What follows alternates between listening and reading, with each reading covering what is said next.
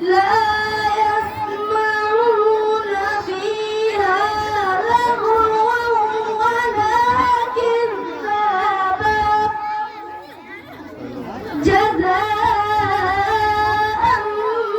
من ربك عطاء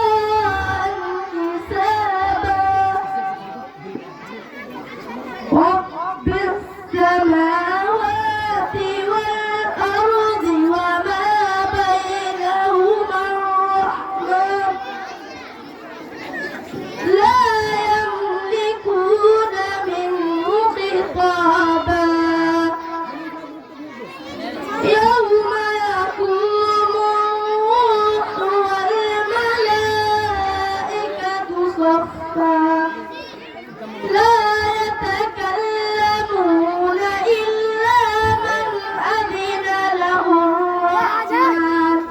وقال ثوابا ذلك اليوم الحق فمن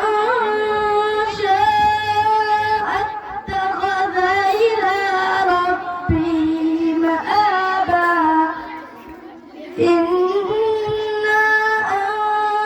أنذرناكم عذابا قريبا يوم